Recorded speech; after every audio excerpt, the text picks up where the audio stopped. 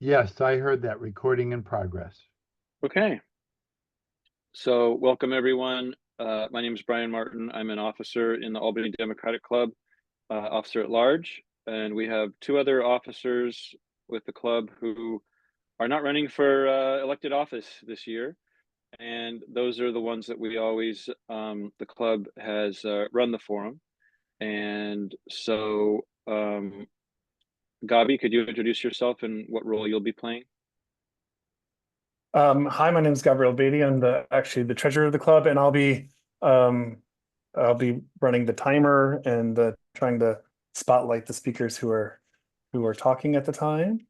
And so you'll see the timer in the upper right hand corner, at least with the green line around it there. Okay, and then Francesco. Hi, you can hear me okay? Yeah. I'm Francesco Papalia. I am the membership coordinator for the club.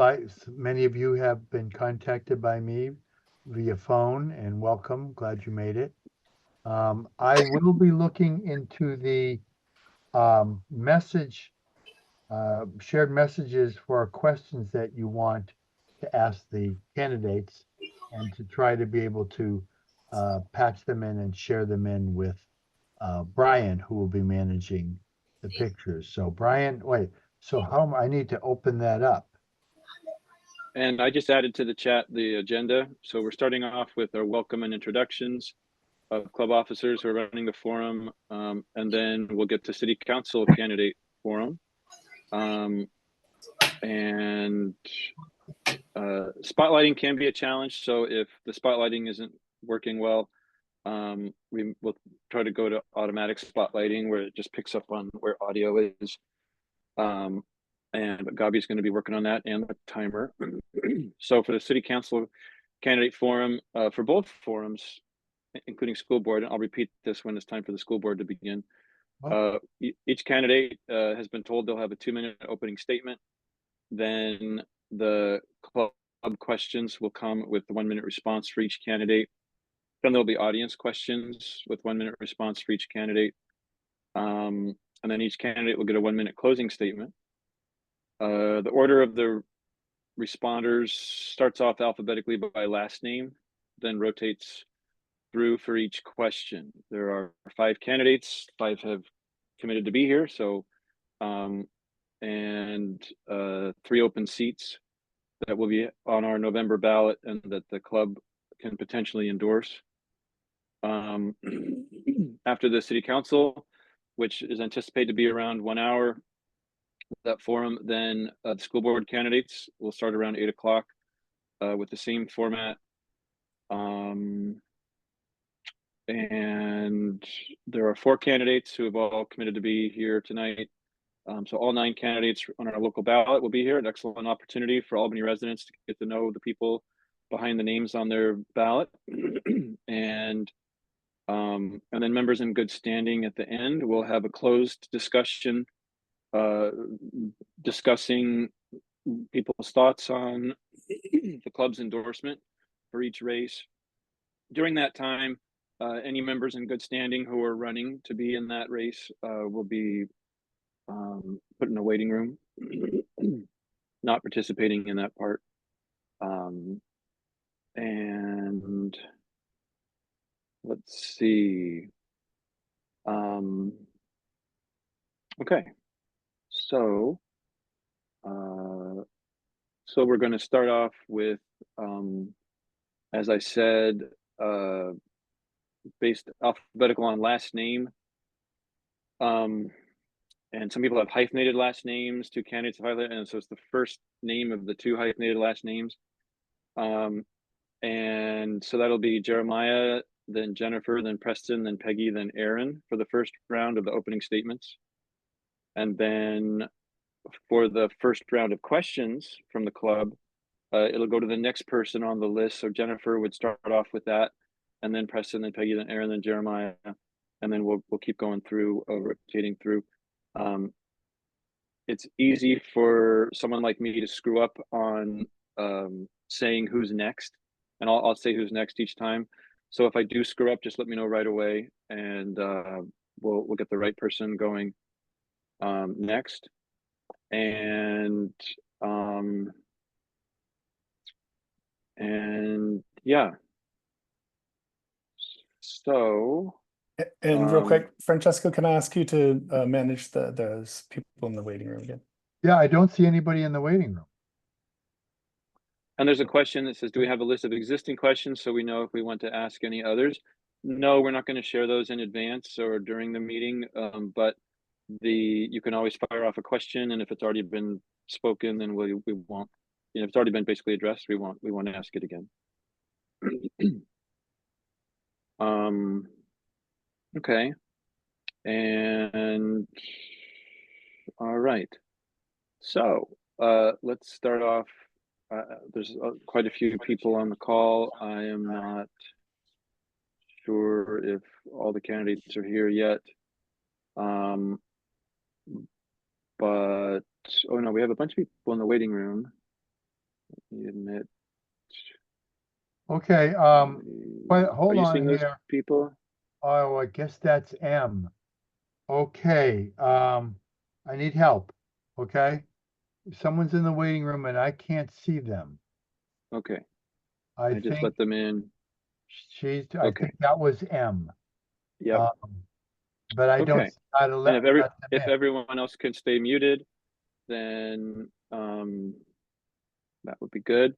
So we'll start off with our 2-minute statements. And Gabi, if you get the 2-minute timer ready, and the first person to go, and if somebody happens to be absent today, we'll skip them in the rotation, of course.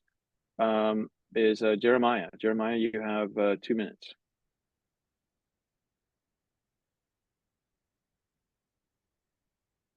Good evening, everybody. Welcome to this candidate forum, the Albany Democratic Club. Not sure if there was a proper introduction to what we're here doing, but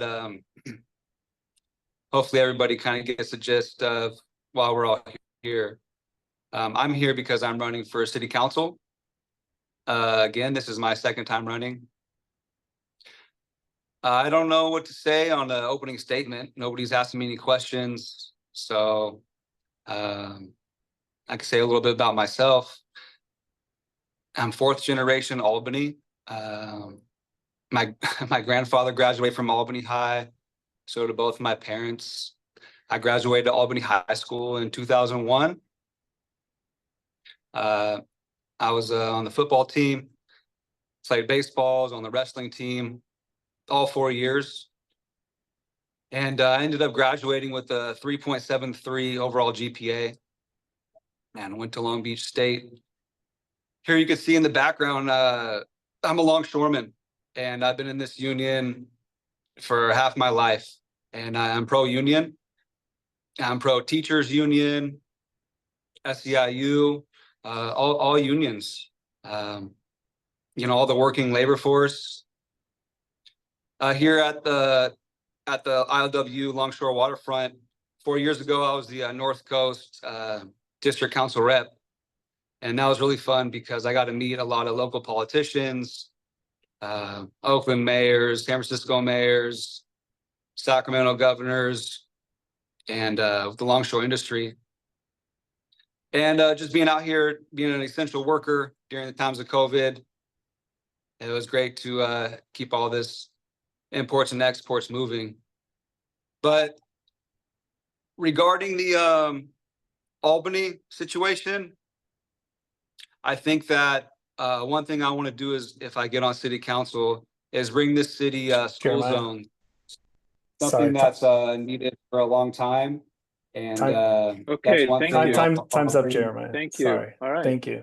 So next Time's up, up. Can you guys put up a timer? Like, you guys put up a timer, because we can't see your timer. That'd All be right. helpful. Yeah, Just give me like a 15-second Who's there? buzzer, like warning, or Yeah, like it's a there. 30-second or 15-second. It was Visible. it was up in the right. See where the green here. You know what? I can do something else too. It's up in the corner. Yeah. You can hold on a sec. look for it when the next candidates speak. Next up, we have Jennifer, 2-minute opening statement. Hold on a sec. Give me a second. Oh, sorry. There we go. Hi, everyone. Thank you, Jennifer. Yeah, sure. Thank you. In fact, thank all of you for being here tonight. I know that this is a long process, so I appreciate all of your time and efforts that you put into the club and for welcoming us all here tonight. I also, my name's Jennifer Hansen Romero. I also am fourth generation Albany. I actually tease that I'm kind of a hybrid though, because my mom went to Berkeley High. So I am here after a quick 2 years of being on city council. I was appointed into the spot that Janelle exited early, and I've been happy to be working with everybody on council. It's been, like I said, a very quick 2 years. Since I was appointed, I only had the 2-year term, and so now I'm running for 4 years. If you had asked me 2 years ago when I ran, would I run again? I was probably saying no, but I feel like we've been pretty effective and efficient with getting some stuff done. And so I'd like to just continue the work that I've started and look forward to hopefully serving our community for another 4 years. And I'm just going to close with that. I don't need to take the whole 2 minutes. Okay, thank you. Next up is Preston Jordan. Thank you, Brian. And thank you all for asking me to represent you for the last 3.5 years. It's been an honor. And I believe I've fulfilled the commitments that I made to you in the last campaign when I ran. Multi-residence buildings are now required to be seismically retrofit if they're soft story, which is going to save numerous lives and hundreds of injuries and fires that might spread to other blocks. Building electrification has accelerated, in part with the subsidy that all of Albany has provided. So hundreds of gas furnaces have been removed in favor of heat pump central heating, which reduces greenhouse pollution.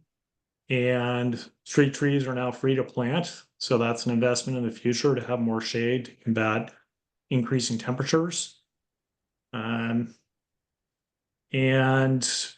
tax equity has increased. The amount of tax relief available to low-income households is twice what it was before. There's more taxes to restructure, but it's making progress. The share of households that are eligible that receive that has doubled due to increased applications. And the number of tenant households has increased by a factor of 3. In addition, I focused on financial sustainability. So I opened negotiations with UC Berkeley regarding making a contribution to the city in recognition it doesn't pay taxes, which ultimately resulted in the UC Berkeley contributing $600,000 a year to the city, which has started. I also designed Measure K, which passed and provides full funding for the fire department's emergency medical services and for increased staffing to meet our city's increased population.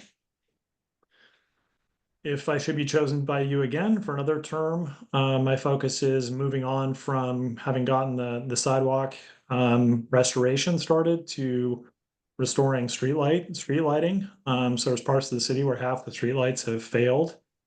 And so the first step is to restore those. Thank you very much.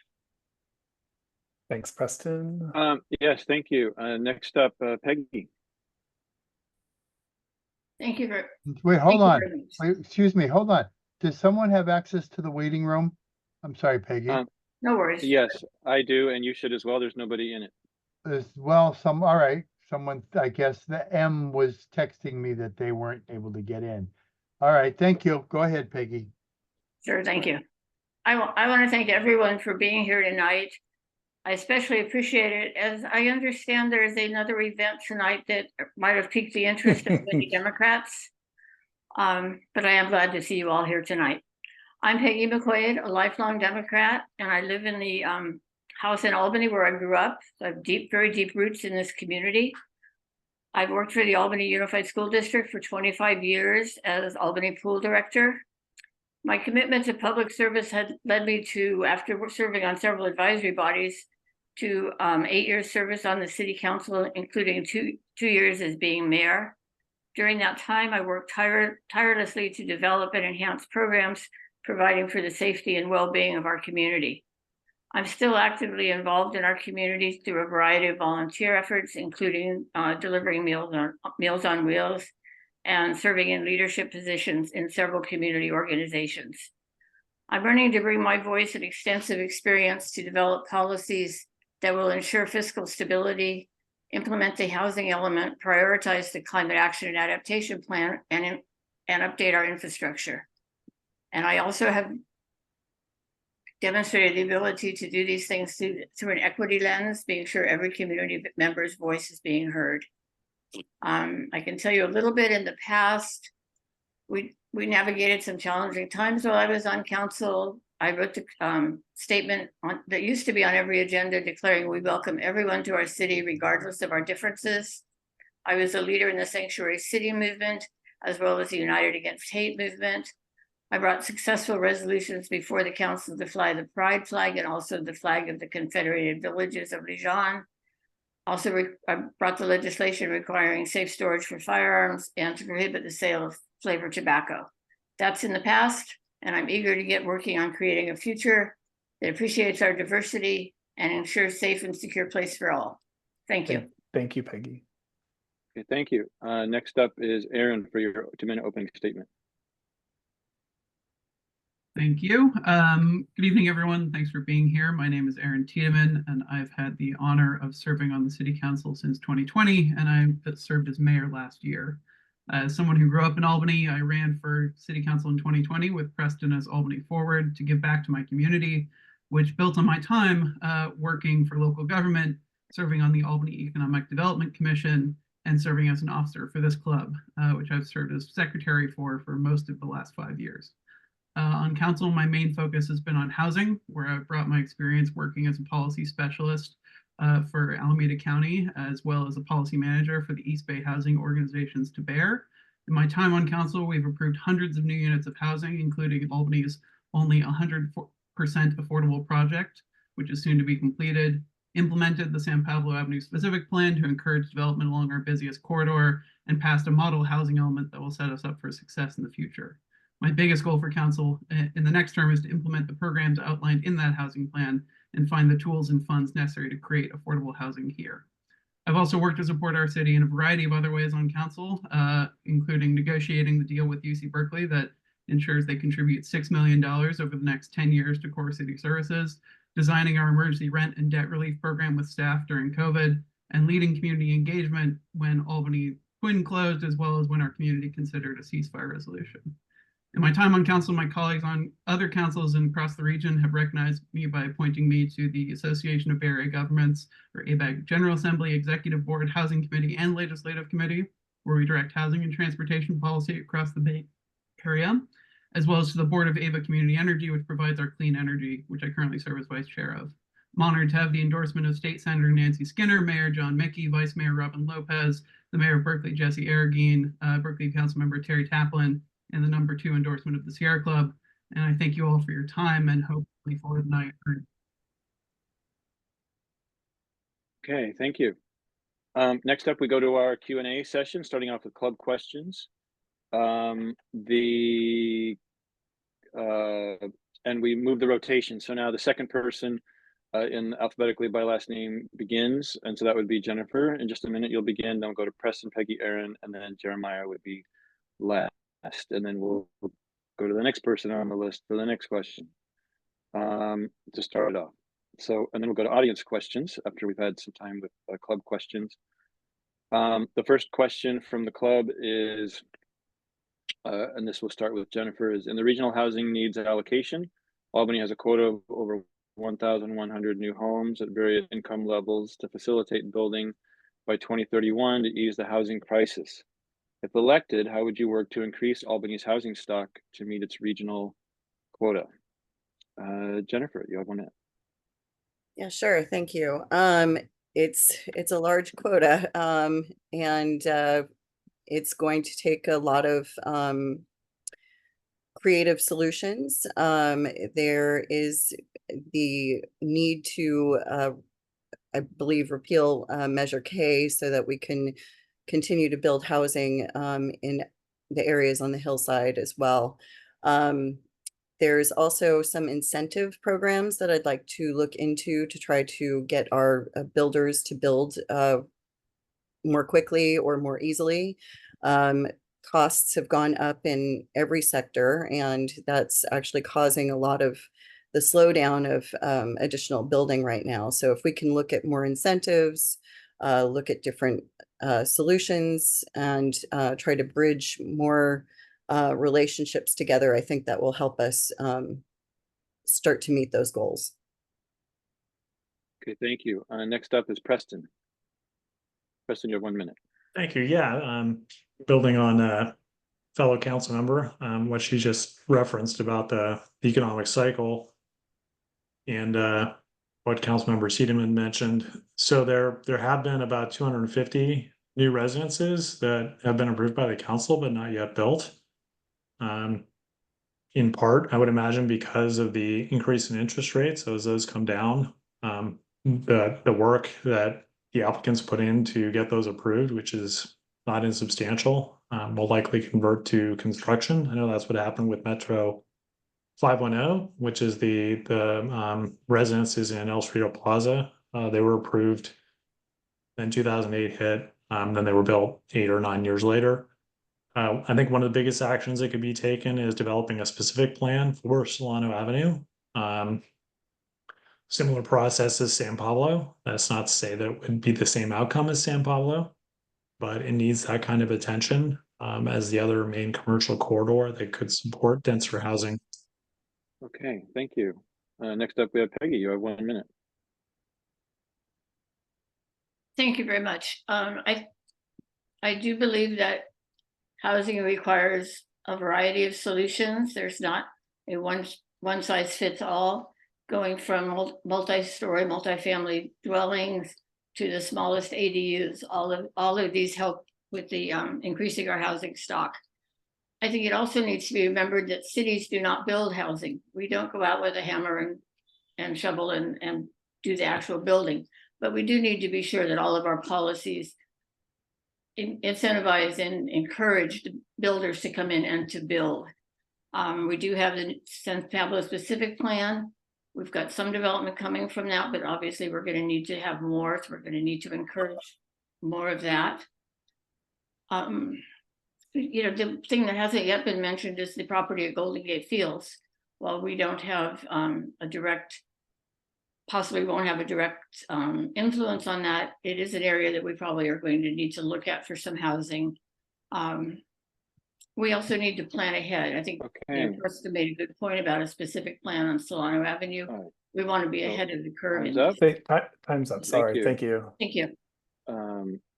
And next up, we have Aaron. Thank you. So like some of my colleagues mentioned, a really important part of this is planning and making it possible for housing to be built. And our successes there have resulted in, like Preston mentioned, over 250 units in our pipeline right now, which is about a quarter of what we need to build for RENA. But importantly, the vast majority of those units are moderate income or above. They're market rate units. They're not affordable to the lowest incomes, which is about half of our RENA and everyone else's. And most cities are successful at building their market rate units because those are the easiest to build. What we really need to achieve the RENA and do more than we have done in past cycles is find funding for affordable housing. That's the important part. And cities don't build it, but they need to fund it. And so the biggest source there is usually bonds. We were discussing a regional bond that was going to be on this ballot that I worked on with ABAG. That's not going to be on this ballot, but it's still something we need to continue. Possibly a county bond, possibly a city-specific bond that I've talked about for a couple of years. But we need the funds to create real affordable housing in the city, and that's how we're going to address all of our RENA. Thank you. Okay, thank you. And lastly, for this question is Jeremiah. You have 1 minute. Yeah, hi. Can you hear me? I'm unmuted. You're good. Okay. Yeah, this is real easy. How I see it is the city needs the housing. The people don't need to build. I think the city needs to have a clearance sale. It's about time, a housing clearance sale, right? So what the city needs to do is Wipe off that $1,234.56 ADU application fee. Get rid of that. Start a program to where the city gives whoever wants to build an ADU, give them $5,000 to build it. Wipe the fees off from hooking up the lateral line, wipe the fees off from hooking up water, sewer, all that city stuff. If the people want to build an ADU and housing, let them build. Wipe off all the permit fees. We need to have a clearance sale. Thank you Okay, very thank you. much. All right, so our next question will begin with Preston. And that question is, Golden Gate Fields closed in June and has been auctioning off its equipment. What role do you see the city playing in that property's next chapter, and what is your vision for that space? So we currently have planning requirements in place that would prevent substantial development out there. So that somewhat puts the city in the seat for discussing with any entity that would purchase it, what might happen out there. I'm having moved to Albany in 1994 and having heard that Golden Gate Fields property is going to turn over and or develop in 5 years for 30 years. I'm not particularly oriented to rushing to judgment on this, and I don't think that would be a wise thing to do. There is some word that the state is negotiating to buy it. We don't know what that is for. So I think we just sit tight and look to our general plan, which only allows waterfront serving uses out there, and see who ends up with the property, and then get in discussion with them about what might make sense for both the city, for them, and for the waterfront. Okay, thank you. Thank you very Next much. up, we have Peggy. Thank you. Yeah, I think it's a difficult question where we don't know what the immediate future is as far as who's going to own the property, who we would be negotiating with. I do hope at some point we have a real seat at the table to have that conversation. We do have Measure C on the books, which is a bit of a constraint, but it's also a bit of a protection for Albany and for what we might be interested in. We are going to need to generate some revenue. We're losing, quite a bit of revenue with that property, especially if it were to go to a nonprofit like the state that wasn't contributing taxes. So we need to figure out how we're going to bring that back for not only the city, but also the school district. But like Preston mentioned, we're going to need to negotiate with whoever the new property owners are, whenever that is. Thank you. Okay, thank you. Next up, Aaron. So like the others have mentioned, like the question mentions, a lot of this is dependent on who ends up owning this property. And at the moment, it looks like it's probably going to be either a state entity or a regional entity, but some form of government that's who's in active negotiations to buy it.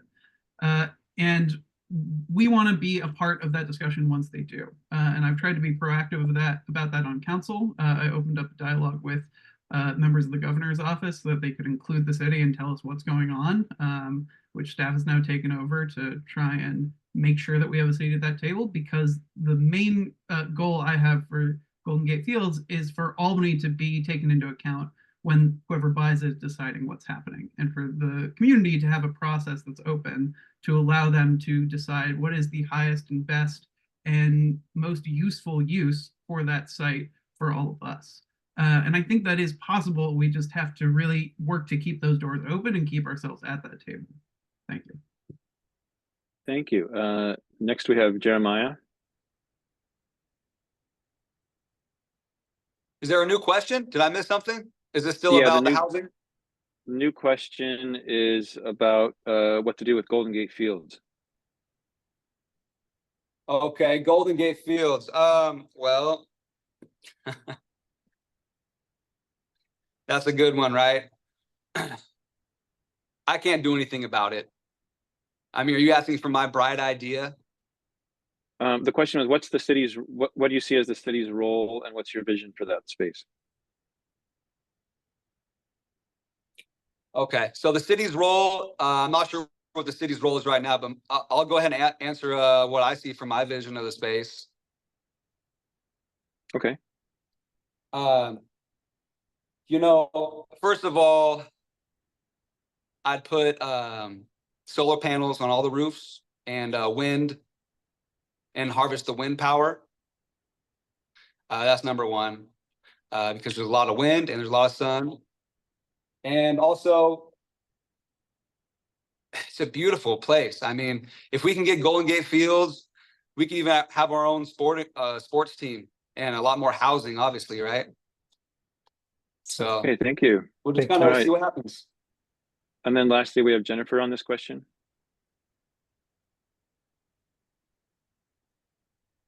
Hi, yeah, so Golden Gate Fields, as others have mentioned, is that we don't know exactly who's going to end up with it. And we do, yes, want to have a seat at the table, most definitely. And I'm not sure that building is necessarily in our best interest for that area. We have so few open parks and space, and so want to make sure that that's carefully thought of as far as just considering, the shoreline and how climate will change over time, and if this will, eventually be underwater. We don't know, right? So there's a lot of what ifs for that property, I believe. And so I know that the city is currently working hard to make sure that we do have a seat at the table in discussing what the options may be. Okay, thank you. Next up, we have the next round of questioning will be starting with Peggy. And the question is, in May, Albany City Council passed a resolution declaring a climate emergency and calling for urgent action to secure a stable climate. What role do you see for the City Council and advisory bodies to address this declared emergency?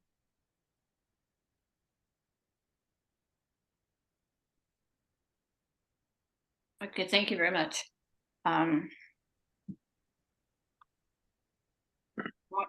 I got unmuted, right? Okay. Yeah. The climate emergency climate emergency is real, and it needs to be part of every action that we take in advisory bodies, on the staff level, on the council level, that we look at everything through the lens of the climate emergency and be sure that we are purchasing as effectively as we can, that we're doing the best practices that we can to meet the goals of our climate action plan, which are aggressive and good. And so we need to be sure that everything comes together working for that goal. Thank you. Okay, thank you. Next up on that question is Aaron. Thank you. There is a lot we can do. A lot of that hinges on a lot of regional action. So some of the biggest ways we can address the climate crisis is around transportation and our energy sources, which are both handled at higher levels than us. Luckily, I've been serving on the board of Ava Community Energy, which is our alternative to PG&E for this area, provides clean energy to Albany. Since I got on council, and I currently serve as the vice chair, there is a lot we can do there. Early on my term, Albany defaulted all residents to Renewable 100, the 100% renewable option that Ava has. And we are trying to get more pilot programs, more programs to benefit the city through that. I think that is the single biggest thing we can do, because our energy is obviously a huge part of where the climate crisis comes from. We also can do things at the local level, which we've started to do. We have a heat pump program to encourage the installation of more efficient heat pumps. We have a policy trying to encourage the electrification of new buildings, as well as a pilot program to look at electrifying whole blocks. There are programs we're implementing and starting that will address this. Thank you. And that music was really helpful. Is there a way to turn that back on? I can turn that back on, sure. I mean, I kind of like it. It's like at the Oscars. And next up we have Jeremiah. Yeah, hey, so air quality, huh? Well, I'll tell you what, if you guys download Vessel Finder, the air quality isn't really coming from our cars. It's from all these ships that run on mineral oil and raw bunker fuel. And if you look on Vessel Finder, you'll see how many ships there are in the world, where the real climate situation is these ships and these vessels.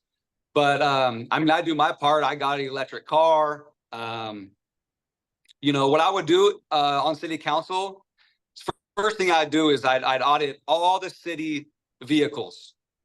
I'd get them all smogged, get all new equipment. I know the van, the Albany van, I know a bunch of them, the public works, polluters, gross polluters. So we need our own vehicles to be hybrids and electric. So we needed to take action ourselves and make our vehicles good air quality. Okay. Thank you. Next up, Jennifer. There you go. Sorry about that. Hi. So basically going off of what fellow councilperson Tiedemann said is that we've been taking a lot of steps already just in the past couple of years of, you know, looking at different ways that we can start to address it locally as well as, you know, countywide, statewide.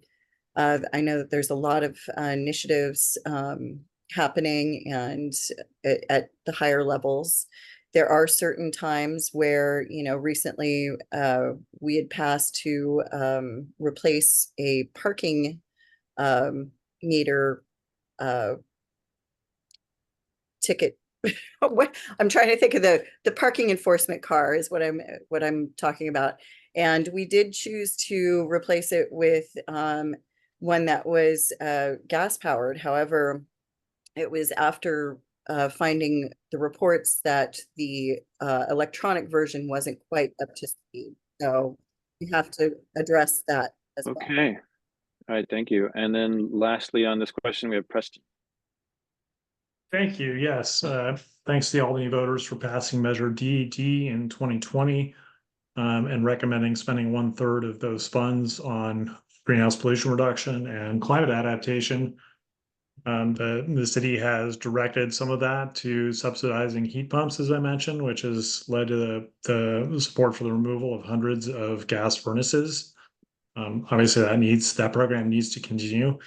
When I took office, I started immediately working on a whole block electrification project, particularly a block that has naturally affordable occurring residences. And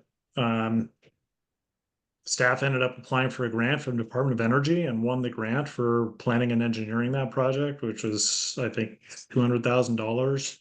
It's the only grant of its type issued on the West Coast. So that's an exciting opportunity for the city to move forward.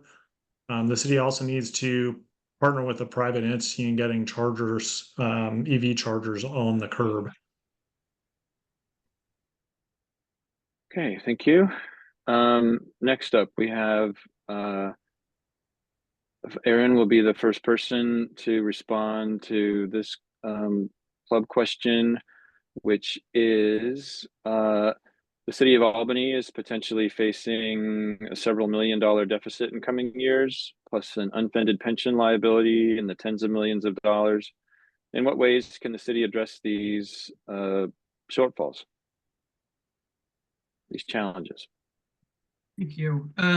So yes, this is, I think, one of the biggest issues that we've got before us and one of my main focuses for the next 4 years. And I want to stress that, you know, we are facing a challenge that is common to a lot of cities in this area. This deficit caused by pension liabilities is due to action at the state level that we're having to deal with. Now, I think the best way to address that, and the main priority I have to work towards it, is by finding new sources of revenue. We are a small city. It is really hard to cut anything, and it's really harmful to cut anything because we provide a lot of services that people rely on. So we need to do everything we can to avoid that by putting new revenue measures on at pretty much every ballot going forward to allow us to pay off the deficit that's going to keep building from that pension liability and keep providing our core services, keeping our staff fully staffed, which we've gotten so much closer to recently of being fully staffed than we've had for a long time. Okay, time's up. Thank you. And next Oh, up, you got to plug in over here or something. Yeah. next up, we've got, that was Aaron. Jeremiah. Oh, shit, come on. Jeremiah, When you're you're ready, next. when you're ready. Yes, the question is how the city can make up budget deficits. Well, you know, And also- I've attended a lot of the pension meetings. Usually I'm the only public attendee during those meetings, right? For the firemen's pension and what the police pension. I know it's fire. I noticed the main stock you guys invest in is Dodge and Cox, and it just goes nowhere. So I think the pension problem, fire department, is that the stocks you invest in. We need to get a new team on that. I know we have the meeting every 3 months for the pension. It's not enough. If it's something that important, we need to have more meetings than once every 3 months. And we need to have more than just that one guy coming in and holding a really boring meeting. We need to make it fun, and we need to have a whole team on that if this is something that we need to fix regarding the pensions. That's what I've noticed. Okay, thank you. Next up, Jennifer. Hi. You're, So, yeah, this is one of the main focuses that I had 2 years ago in running to, is realizing that the past pensions coming due and our constant need that we have to fulfill for our community members. We are small, but we're mighty. And there's plenty of things that I think that we can do. We just have to look at things very creatively. We have to look at maybe more code enforcement, finding ways of doing code enforcement so that we can collect more revenue from that, as well as, looking at other options to invest in, as well as looking for more grants. Different opportunities are available in many different revenue streams. So we just have to, really dig in and kind of see what other cities have pulled more revenue from. It's not always necessarily about taxing everything. Okay, thank you. By the way, I think my connection might not be very stable. so I have Preston queued up next. Okay, should I proceed? Go for it. Okay. Thank you. To clarify, the pension fund that Mr. Garapinguilla refers to is a City of Albany specific fund, which closed decades ago and is fully funded. The increasing unfunded pension liability is the pension plan run by the state, which is the plan the city now uses. It is projected to have an increased requirement of funding of $2.5 million by 2031. However, that's in 2031 dollars. In today's dollars, that's considerably less than that with inflation. And in addition, it's often not couched in the context of the overall budget. So it's about a 4% increase over those 8 years, which is not terrible to meet. And further, there are means to meet it. Our business license taxes need restructuring in whole, which is a goal for 2026 to make service taxes of service industries equitable with retail businesses. Okay, thank you. And then, by the way, I think my connection's slightly unstable, so I got kicked out. But next we have Peggy to finish off this question. Great, thank you very much. I do think this is a concern for the city and for all of us. I think we need to really be looking at long range and comprehensive planning to see what revenue is out there that perhaps we're not getting. Maybe some people aren't paying enough or any business tax. We need to be looking at that. I'm a little concerned with an attitude that I sometimes hear, that there'll be a tax on every ballot. I think we can't. This is not a terribly wealthy community. We can't overtax people. So I'd like to see us have a comprehensive plan where we decide what we need to fund with taxes and set up a sort of a one tax for all of these needs. going forward, so we're not continuously going back to the wells to get more money, more money, more money out of people. The school district is in a similar state, and they're also going to the ballot all the time. And we just can't do that to our residents on an ongoing basis. Thank you. Okay, thank you. And that concludes the club portion of the questions. Francesco, did you receive some questions from audience members in your personal chat that you would like to pose? The only, let me see here.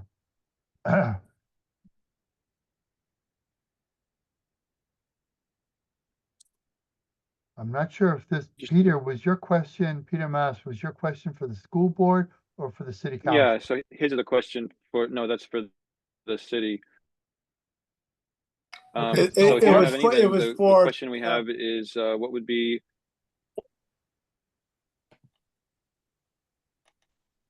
would you like me to repeat the question? Yeah, was that for the city council? Yeah, this Yes, was for the repeat city it. council. I just wanted their feelings on a potential workforce site, which I would consider the school district's Jackson Street property, that I would say, in my opinion, is somewhat underused now. And if the school district were to consider, this is a hypothetical, using that for workforce housing for, say, young teachers or new teachers to the district, who are, probably can't really afford to live in Albany very practically.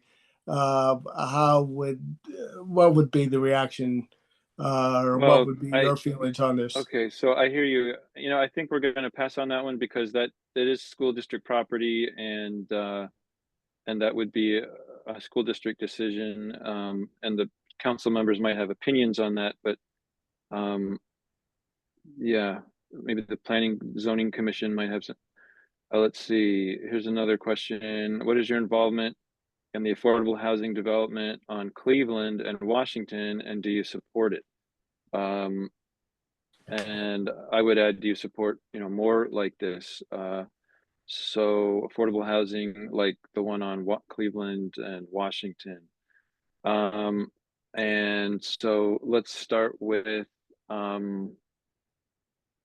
next up is Jeremiah's first. I'm not even sure of the question you're asking. I've heard of different intersections.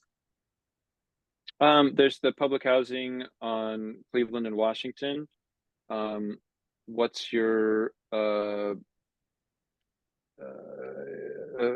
position on that, and having it more like that in the city? Okay.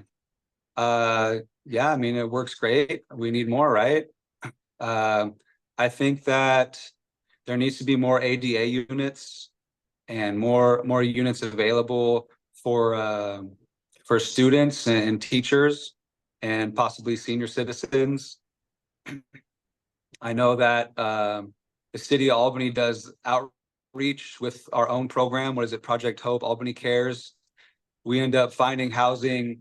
We pay $2 million every year for Albany Cares for that housing, but maybe we can have our own, like this Brighton, and have our own housing. So if we need to house someone, instead of housing them in Berkeley at some shelter, we could house these people and take care of everything in-house in Albany instead of outsourcing all these housing needs. But that's what I got on that.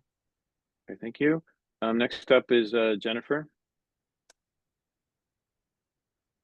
So I live right around the corner from this, and I've been very excited to watch it going up. And they've been doing a fantastic job from what I can see out there. I had been part of visiting other SAHA projects in the past when I was working with the Diversified Working Housing Group for the shower program, and we would go on some of the tours for the Southhawk projects, and I have loud dogs barking in the background, so forgive me if you hear them. So basically, I'm very excited to welcome in our new community members. I'm looking forward to the groundbreaking coming up soon. Thank you. Preston. Thank you. Yeah, certainly support the development there. And in order to have more of that, it is going to take having local funding to seed it. So Albany used its allotment of the Measure AA bond funding, which was a county measure, but it had an allotment for each jurisdiction. And it put its allotment towards this project. And that was the entirety of the allotment. And so without having a bond measure at some level, whether it be Albany County and or region wide, and unfortunately the region wide bond measure got pulled from the ballot at the last minute, Albany is going to struggle to be able to provide the necessary financing to build more purely affordable developments. And typically these developments are quite complicated in their financing. They need financing from local, state, and federal government that they package together, as well as vouchers. And so we would need to look towards having our own bond measure in all likelihood. Thank you. Peggy. Thank you. Yes, I was on council when we began working on this project many, many years ago. I was certainly supportive of it then. Like I think Jennifer said, I can hardly wait for the groundbreaking. We're working with several different groups in the city to provide welcome bags or some sort of tangible welcome to Albany. We're glad you're here. Message to our new neighbors. One thing I'd like to add is that we owned the land. The city of Albany owned the land for that development. And that was another piece that we were able to put into it, which made it possible. I certainly would support more of that type of development. But as everybody said, it's the financing that's so difficult, and we do need to look at how that could work. Another thing I'll just mention is that the Alameda County Housing Authority, on which I sit on, it has given, I believe it's 5 vouchers that will stay with the project. They're project-based vouchers, so they will stay there in perpetuity. Thank you. Okay, thank you. And lastly on this question, Aaron. Thank you. So like I really love this project, and I have been with it from the start. The project application for funding under Measure A1 at the county came across my desk before I was on council, when I was working for the county, helping administer Measure A1 funds. And then I was lucky enough to be on council to approve some of its last steps approvals and be at the groundbreaking. And I'm looking forward to the opening soon when it's done and finished construction. Like others have mentioned, though, to build more like this, we need more funding. We use the last round Measure A1 funding, which has been very successful across the county at creating more affordable and more deeply affordable housing. But to have more 100% affordable project, it doesn't work without government support, without land donations, and without funding in the project, without vouchers, without a lot of things. And we need to be constantly exploring new ways to get that. Entertaining city level, regional level, state and county level bonds to have more of that funding available. Okay, thank you. Our last question for city council members, before we get to the school board members, school board, city council candidates, is a bridge between the two. I will phrase it like this. Some members of the public seem to believe that the city and the schools are completely separate. The city government and schools are completely separate. Some people seem to think that they're kind of all the same thing, with the same pots of money. And how could you speak to the importance of connections between the city and the school district, and how could you work to improve that relationship? And we'll start with Jennifer. Well, I think it's always important to build relationships and build, bring people together and help them connect better. And one of the things that I think that we could do is do something where we have more team building kind of unification on that part, and really sit down and bring everybody together in the same room and chat with each other about our different challenges. And when we find out kind of where the commonalities are, we can actually help build off of that some more.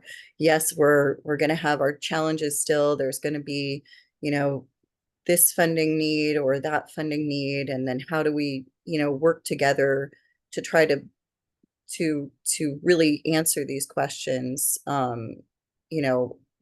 with all of our thoughts, like trying to think of. Okay. All right. Thank you. Next up, we have Preston. Yeah, thank you. This is something I've worked on hard in the term that you all have given me. So one of the things that the city does, and that is sometimes questioned, is provide crossing guards for students to be able to go to school without being driven. Constantly get questions, why is the school district paying for that? And my perspective has been the city is responsible for the streets. If the city can't make the streets safe enough for kids to get around on their own, then it's on the city to pay for the crossing guards, which it has done, and I'm a keen supporter of. I also worked with the Giltracts Community Farm Coalition to develop a application for sugar sweetened beverage funding to start a joint program with the school district to bring kids there on field trips, and to have interns from the school there, and succeeded in getting that through the council and funded. Yeah, and I was also asked to lead the campaign for Measure G by the school board, and did that successfully, and it passed earlier this year. Okay. All right. Thank you. Go ahead. Next up, we have Peggy. Thank you. As I mentioned previously, I worked for the school district for Next up, 25 we have years. Connect Unstable.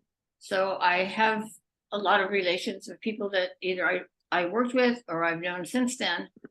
So that piece to me is an easy relationship. We already do have a lot of things that in common and things that we share through our joint use agreements.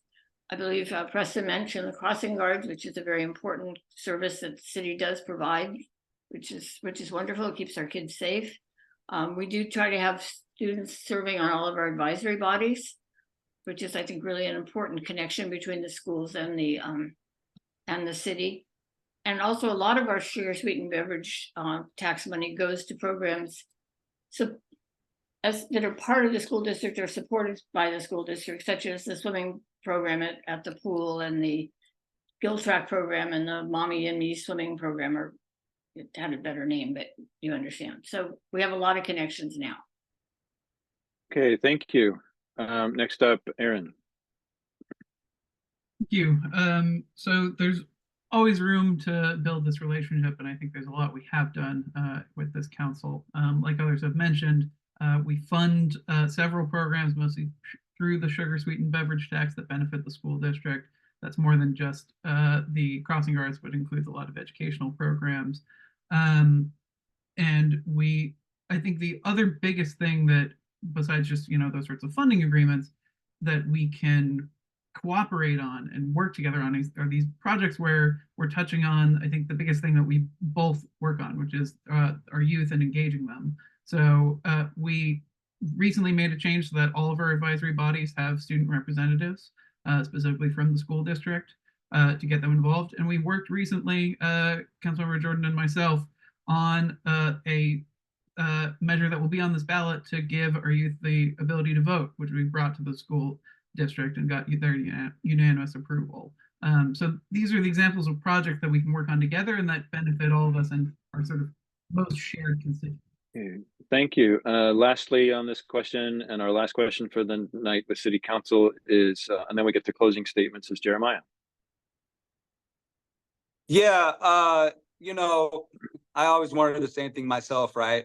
I think the first thing that needs to be done is if the school board, school district is having a public meeting inside the city hall chambers at the city hall. That meeting should at least be on the city's public calendar. But I've always wondered why the school district board meetings aren't on the city's website on the calendar. That's the first thing to start is, hey, I'm an Albany resident. When's the school board meeting? Maybe it should be on the city's website. I don't know, some cooperation there. Buy that lot for $10 million on Albany Hill, build teacher housing. And number one is Albany needs school zones. We still do not have school zones in our municipal code book. I've been working on this for almost 15 years. Okay, We need thank school you. zones. All right. You're welcome. Now the last thing for city council members is their 1-minute closing statement. And we start with Preston. Thank you. So I've worked over this term to keep the city in the black. There's often talk of a budget deficit, and the budgeting is in deficit, but surpluses have been realized in actuality each of the last 3 years, in part through actions I've taken and the council has taken. And I have a focus on continuing that track record. Those surpluses are needed to fund various capital needs of the city rather than just the year-to-year needs. And Albany's chief source of greenhouse pollution is transportation. There's an active transportation plan that is starting up in terms of being developed right now. And I think there's tremendous opportunities to enhance the number of people who use active transportation to get around without taking away car parking. So I'm eager to bring those solutions to the table should I have another term. And finally, I'm grateful for Mayor Mickey, Vice Mayor Lopez, President Davidson, and Vice President Hopwood for endorsing me, and ask you to vote for me number one as endorsed by the Sierra Club. Thank you. Next up, Peggy. Thank you. I want to thank everyone for your attention this evening. I appreciate all of the support I received during my campaign and all of your endorsements, including many of you that are here tonight. And I think that the endorsement of the Albany Democratic Club is important and influential. And I hope that you'll vote for me on your ballot that you'll get by email fairly soon. I want to thank Brian and Francesco and the other officers who organized this. With three of the officers as candidates, we kind of dumped all of the work on the rest of the team, and I'm grateful for you for doing it. We're fortunate to live in a state where there are many options for when and where you vote. So I hope you vote for me number one on your ballot on or before November 5th. For more information about me and my campaign, please go to my website, McQuaid4, the letter 4, number 4, council.com, my campaign Facebook page, and coming soon to Instagram. And I look forward to seeing all of you visiting my booth at the Solano Stroll. Albany has many exciting opportunities and a few challenges facing us, and I would love to put my experience and my passion to work serving as your city council member. Thank you. Okay, thank you. Next is Aaron. Well, first, thank you all for being here tonight and considering all of us. I know it's taking away from probably a more exciting set of speeches being made in Chicago right now, but we truly do appreciate it and the work of everybody who put this event together. It has really been the honor of my lifetime to serve on the Albany City Council in the city I grew up in. I really love this job, and I think we've gotten a lot done. This council has been very productive at moving forward on some of our biggest issues, and also doing so with a level of focus, getting deep into policy issues, respect that is rare for. Yeah, I think I truck driver needs to drop his wallet in the yard. I'll take it away. I hope to get your endorsement to continue some of the work we started around housing, around our finances, around clean energy and climate adaptation. And so I ask for your endorsement number one on the cycle, and your vote is number one on November 5th. Again, thank you all so much for being here tonight. And Okay, thank you. Next, Jeremiah.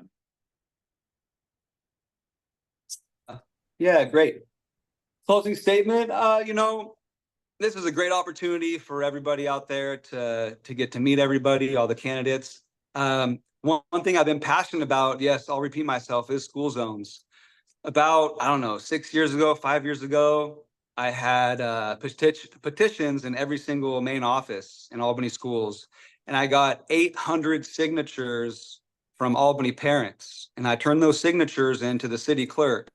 And the mayor at the time, she passed away, unfortunately, but she liked the idea that Albany needs school zones in our municipal code book. I was going to start a measure so the people could vote yes on S for school zones for safety. Unfortunately, the measure's never been up, so we're relying on city council and transportation to get these school zones in place. But if you look up, you know, Albany is #1 in schools, but we're in last on transportation safety. But with me on city council, I'll make sure we get these school zones in our municipal code Okay. book. All right, thank you. And lastly, we have Jennifer. Hi, yes, well, thank you again. I really do appreciate everyone's time here tonight. I will be, you know, I've told plenty of people out there that you know, I'm not a politician. I'm mostly a community member, a volunteer for our community. And so I'm here because of all of you who support me, and I truly appreciate your support. I like to try to continue to get things done while being on city council, and you know, keep going forward with some of the municipality of the city is what you know, a lot of our focus has been on as well, getting things taken care of that need to be taken care of for our city and for our community members. I hope you think about me for voting. And if anybody ever has any questions, please feel free to reach out. Okay, thank you. And thank you to city council members. Thank you so much. I think it's so helpful to the club for sure, and the public to be able to meet the people that are behind the names on their ballot.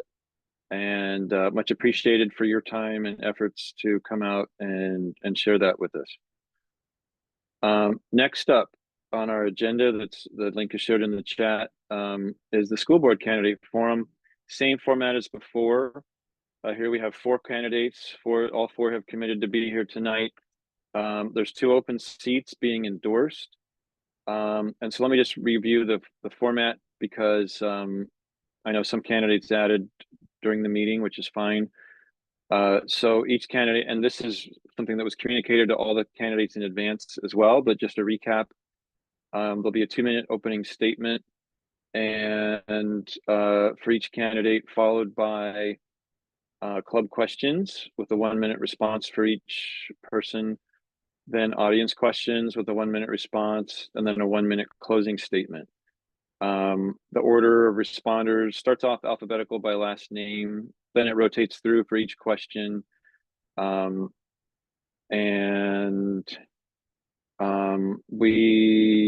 For this race, there are 2, it's a little complicated.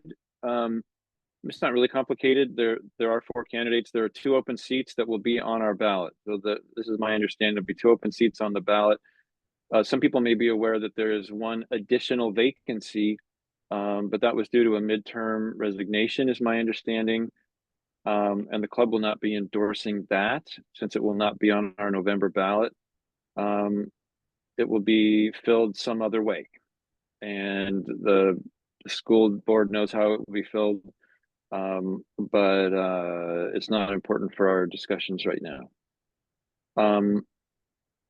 Okay, and then after this, there will be member-only discussions, and everyone else will get off the Zoom, and club members in good standing who are able to vote to endorse will be able to discuss the races. We'll start off with school board. Any school board candidates who are members of in good standing for the club will be recused during that time in waiting room. Then city council, any members in good who can vote will be put in waiting rooms for that during that discussion, and that will then close out the complete evening, and then voting will open shortly thereafter. So we start off. Brian, with, yes. Peggy raised her hand. I don't know if you want to. Oh yes, Peggy. Yes. Thank you. I just wanted to say that I think there's two current school board members who have information about that one seat, and I think it's probably helpful to get that out of the way and clarified before we move on. Oh, okay. Thank you. Brian Doss says it's been filled. We When I through- looked, we went through an appointment process for that seat, and we filled it at our last regularly scheduled board meeting, and there was an application process and an interview process as well. okay. And because when I checked the school board website maybe a few weeks ago, it just said vacancy, but maybe now it says It was filled last Tuesday. oh, okay, so it's very recent. So it's hot off the presses there. Okay, thank you. And regardless, that's not part of our, so it's filled. So thank you for clarifying that. And I'll let because some of the school board members weren't on before. I'm doing the timer. So when the timer is going there, it's at least in my screen, it's in the upper right-hand corner. And I also put it so it would be in my window. So if you want to see how much time you have left, just try and find me or you can make sure you can find my thing. Thank you. Sorry. and that's Gabi, our club treasurer. And so there's 3 officers running the forum, 3 that are not running for election. Myself, an officer at large, and then Francesco, who's our membership coordinator. And we're all trying to work behind the scenes and in front of the scenes to get this going. All right, thank you. So alphabetically, we have going by last name. The first person for their 2-minute opening statement will be Veronica, then Davidson, then Brian Doss, then and if I mispronounce your name, let me know when it's your turn to present. Jolene Gasman and Dana Inkles. So we start off with Veronica with a 2-minute opening statement. Okay, thank you. So I am seeking re-election to the school board after my first 4-year term, and I am seeking re-election because our district is in a state of a lot of changes right now, and I actually was encouraged to run again just to see the district through these transitions. We are currently seeking a new superintendent. We are hiring a new chief business officer, and we recently had to appoint a new board member, in addition to a district schedule change, the Measure G's recent passing, and a bond measure that we are putting on the ballot this November. So with all of those things in place, I am seeking the re-election for my position so that I can help our district just see everything through with continuity, and make sure that we provide the best education for all children of Albany as we make all of these many, many changes. And so that is the reason. I'm just going to be very transparent. Our house in Albany is under construction and has been under construction. And so we are splitting some time and look forward so much to being back in that house because it has been a brutal process. And so I am very happy to get back to Albany and stay connected and have our business there and just keep supporting the children of our district. Again, as I said, many, many different things going on. And during my term, I've helped Albany Unified make some fantastic changes and shifts that I think really benefit our students and our community and our teachers. And I would like to just continue that work. And I'm going to end it right there.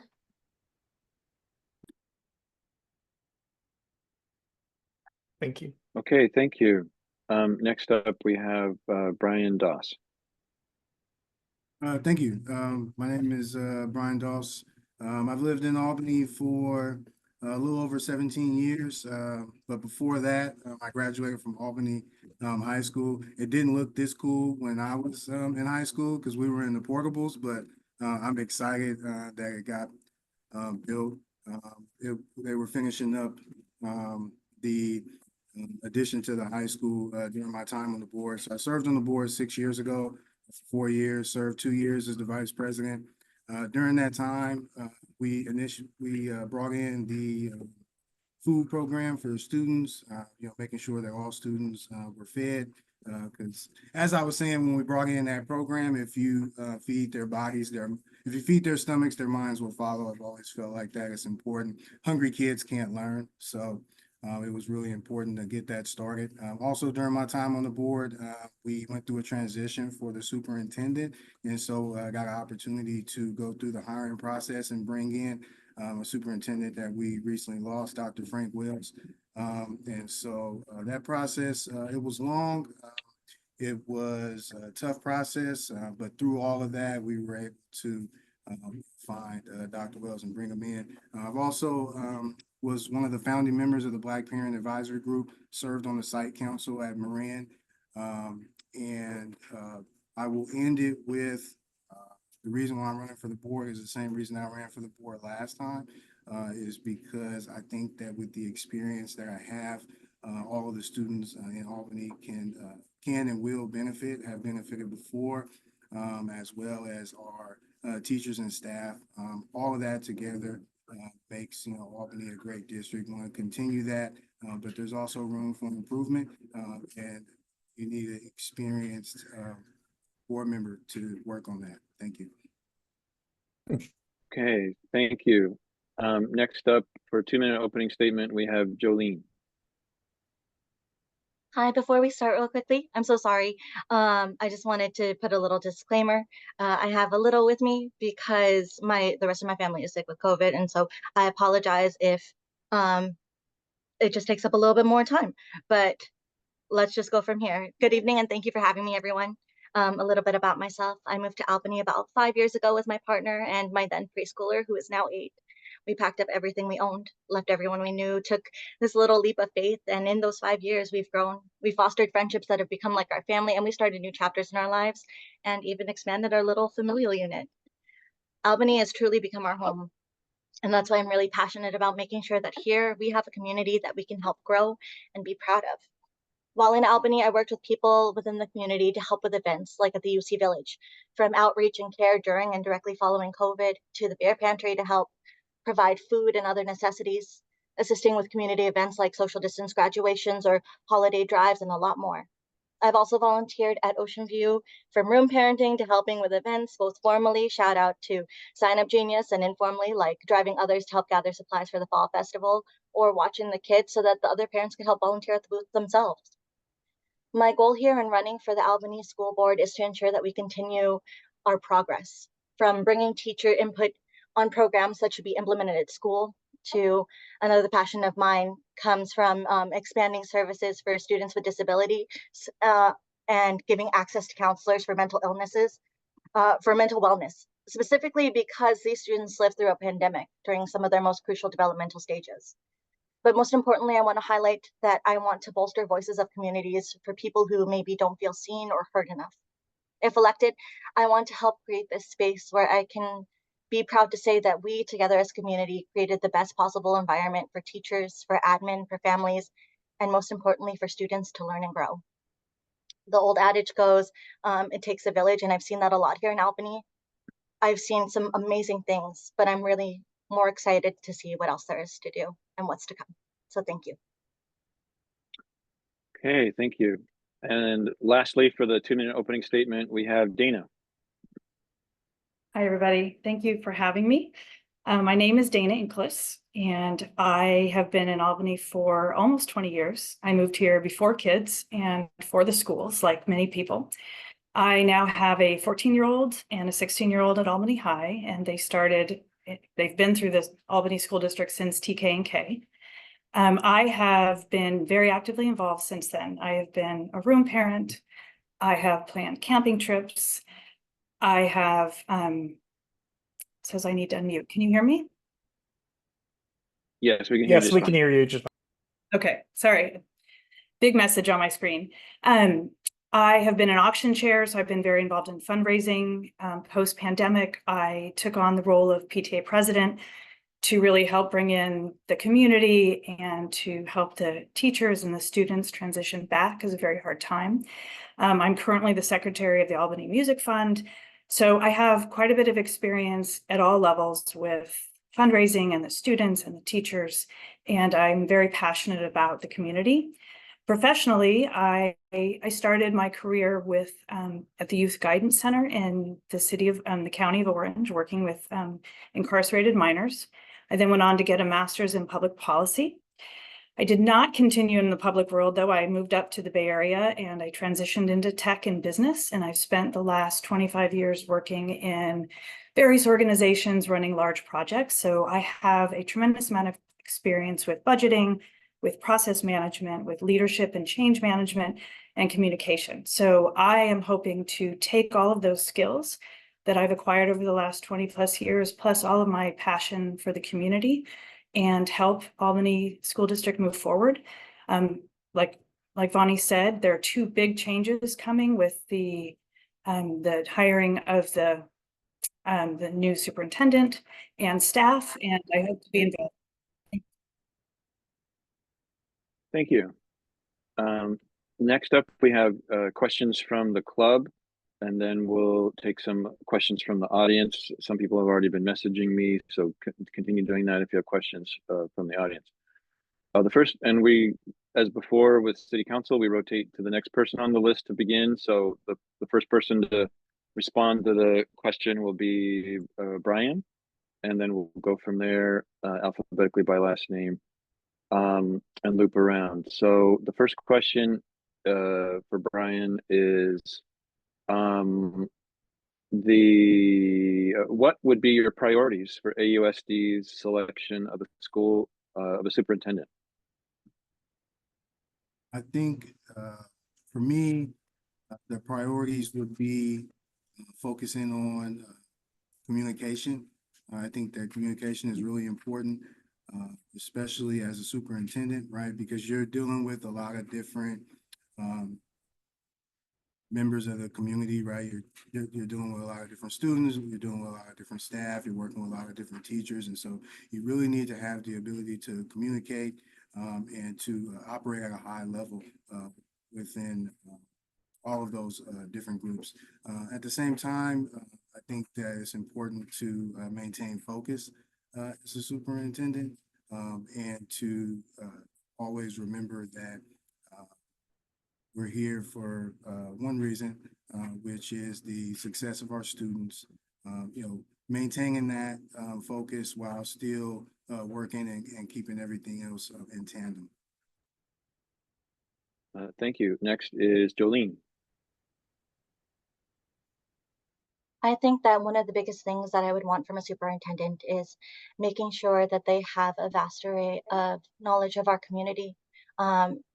It shouldn't be tunnel vision and just serving one part of our community. We have so many facets. We have so many members of the community that maybe don't feel as seen and heard.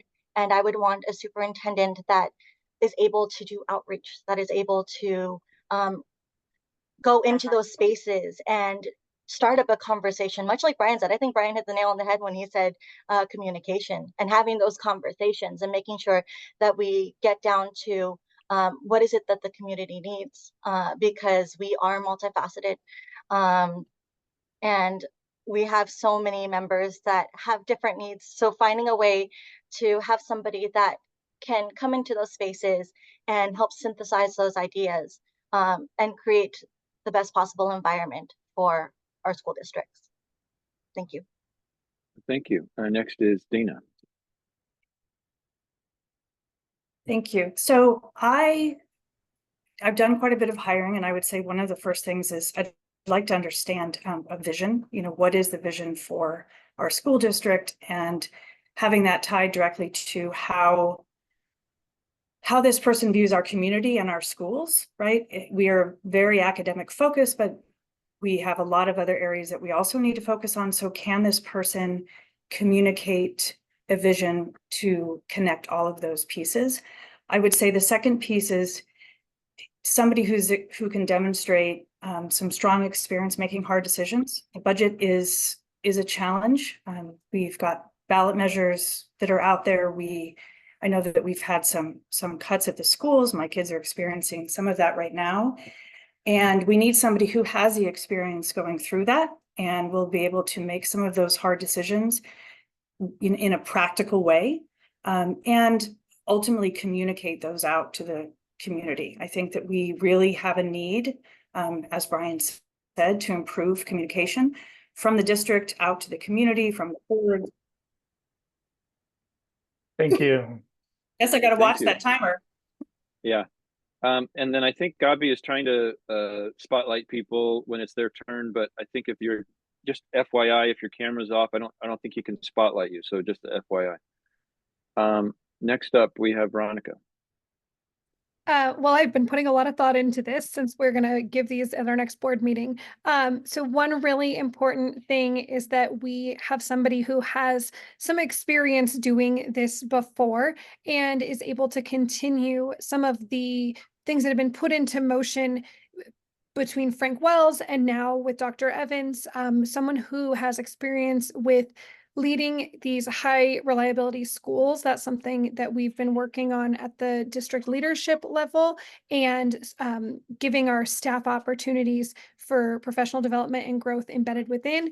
I would really like to also see somebody who has that vision and is able to take that vision through, keeping projects going that have been started, such as our facilities master plan, our environmental action plan, some of these budget issues that we've been dealing with, and is able to make sure that our district is doing the best job that we can in all of these different areas. Okay, thank you. Now, second question will start with Jolene will be the first person to respond. And that question is, what's your position on student cell phones at school? You know, I think that cell phones and technology has become such an integral part of our lives, to the point where everybody has one, everybody's on one. I remember being young and having to use like a physical map. But we've become so integrated into like technology that the last time I used a physical map, I tried to zoom in on that paper with my fingers. So I think that these kids have grown up knowing nothing but technology, knowing nothing but like being able to communicate with cell phones and having that instant accessibility. And I think that that's fine. But I also think that when it comes to school, it needs to be put away. It needs to be turned off, placed away somewhere, and in their backpacks, not readily accessible, because that can be a really big distraction, and that can take away from their academics. That can take away from the focus on school. I know that screens has become a spot of contention sometimes with my 8-year-old, because she won't focus on me and rather on the screen. So that is my stance. Okay, thank you. Next up, we have Dana. Okay, I will try to watch the timer this time. So I am, if you know me, you know I'm very passionate about this. I was a wait until 8 family. Both my kids didn't get their phones until they graduated AMS. I think keeping phones out of schools is really critical, both for the teachers and the students and for the growth of the students. I think it's maybe unfair is not the best word, but I can't imagine being a teacher and having to compete with a student looking at their phone, listening to music, getting a text from a friend. It's also unfair for the students, right? For somebody who is a student who is trying to listen, who has their neighbor looking at a video, talking, it is really not the place in my mind inside a classroom. I read an article just this morning about what's happening in New York, and a teacher basically saying that they had taken phones out completely, and she walked into the hall and heard kids laughing. And I would hope that we can get back to that, because I think the phones are taking away from a lot of interpersonal experiences. Okay, thank you. Next is Veronica. So not just, phones in the classrooms, but also just the use of technology for all sorts of things we need to keep limiting. So during my time last year teaching and in my son's 4th grade class, I had a lot of conversations around not having choice time on computers because then the students aren't playing games and working on cooperative skills. And I was the teacher at school that everybody said, she doesn't let us have computers for choice time, but we had foosball and we had baseball and we had all sorts of other games. And my class was always happy and enjoying it. The board has, some of us have had sort of like, hey, this is coming up. Here's the article. We really need to be on top of this. And I personally have had a few conversations with other parents that we would really like to move forward on not having cell phones in schools. And I think that if we do that, I would be in big support of it. I just want to make sure that we also put in place the protocols so that everybody can get messages to their students. We can have that communication open when they're at school. Our staff is busy. Thank you. And lastly on this question, Brian. Thank you. I think for me, it's a safety issue, right? So students having their cell phones in case of an emergency, right? It would be critical for them to have it, right? If they needed to like message out and things like that. I used to feel like a certain way about it, put your phones away, don't be on your phone, talk to people, communicate. But then, I had a conversation with my high schooler who could probably get on this meeting and debate us all and put us all to bed, right? So we had this conversation, we talked about it, and she mentioned that not one, but 2 of her teachers actually have the students use their cell phones for different projects during the class. So I think for me, it would be, have a universal policy because that keeps order, but then give teachers the ability to adjust it and make changes based on their lesson and their policy. Because at the end of the day, it is their class. Okay, thank you. All right, and so the next question will start with Dana and from the club, and it is how should AUSD make cuts if the budget situation does not improve? First for that one, huh? That is a very challenging question. I have been having a lot of discussions on the budget and been thinking honestly more about ways to increase funds, right? If there is with Measure L that's coming out for the facilities, and if there's a way to get the ACC and the aquatics, the pool self-funding, which I think is in the plan. I've not actually seen the budget myself.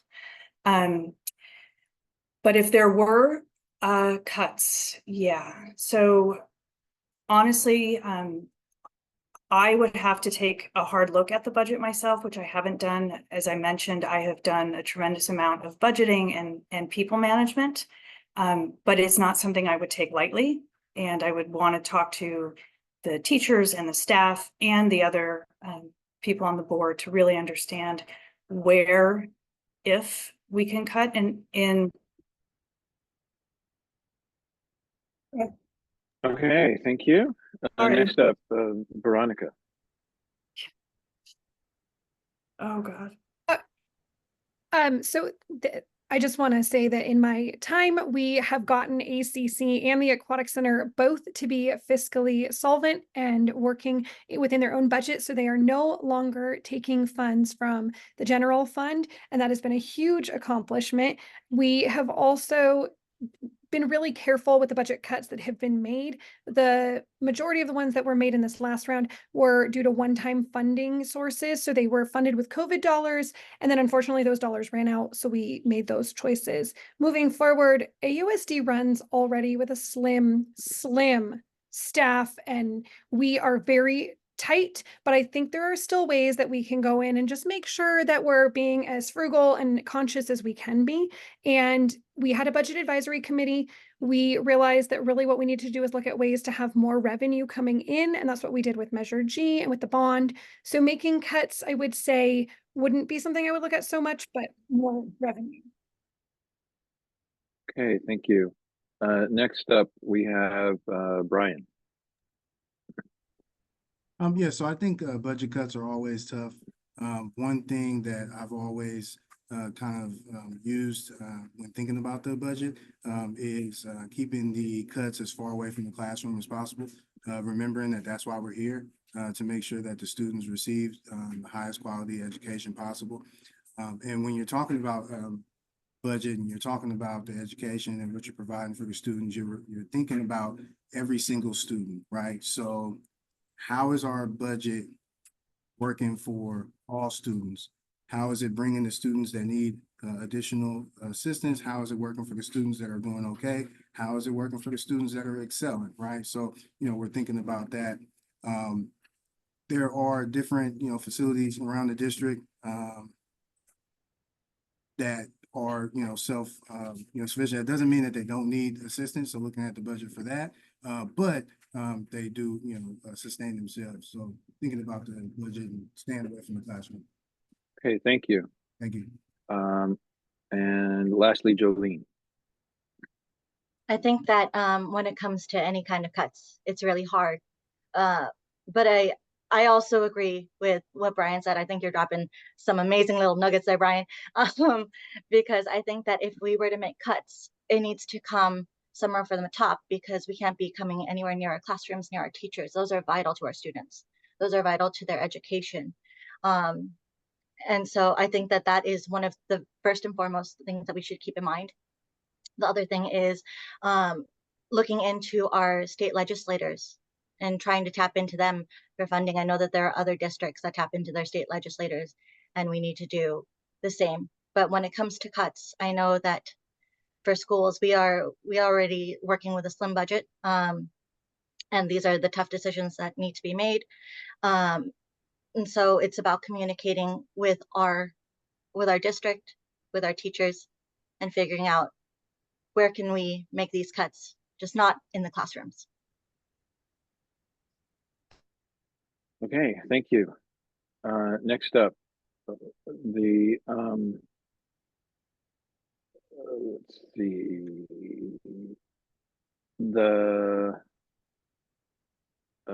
in May, Albany City Council passed a resolution declaring a climate emergency, calling for urgent action to secure a stable climate. What can the school board do to address this? And we'll start with Veronica. Well, lucky for all of us, we have been working hard on the environmental action plan, and it has been adopted by the district, and we have steps that we are following as a district, such as installing solar panels, working on going all electric instead of having gas in our district. We are working on having electric vehicles for the little bit of transportation that we do for some of our students and for our fleet, and just across the board looking at ways that we can reduce. And we went to milk dispensers instead of milk cartons. We bought sustainable silverware for our lunch service. So we've really been working on those things. We noticed coming back from COVID that our garbage had doubled because we were serving so much more school lunch and school food. And so we made that shift immediately to putting in a dishwasher, hiring a dishwasher, and then getting all of those things to the central kitchen. So we've been doing a lot of things to change. Thank you. Next up, Brian. Yeah, so I think all the things that we've done so far are important. I remember when we were talking about building the schools, I was on the committee that went over and talked about what we need to put in the schools, how we should think about building them, and so making the schools cleaner, putting those more modern things in there to help protect the environment is really important. There was when I was on the board, there was a presentation that was given by some of the high school students, and they really they put a whole plan together and talked about all the things that the district currently does and how they can change those things in order to be environmentally responsible. And so as a board, we actually took a lot of those ideas and implemented them. I only have a minute, so I can't go through all of them. But it was between 5 and 15 different things that they had went through. The garbage was one of them, but many other ideas. And so we implemented those ideas during my time. So listening to everybody in the community and implementing those ideas. Okay, thank you. Next, Jolene. First of all, Vani, I got really excited when you talked about the milk dispenser because I actually helped to volunteer in teaching the kids how to use that. They loved it.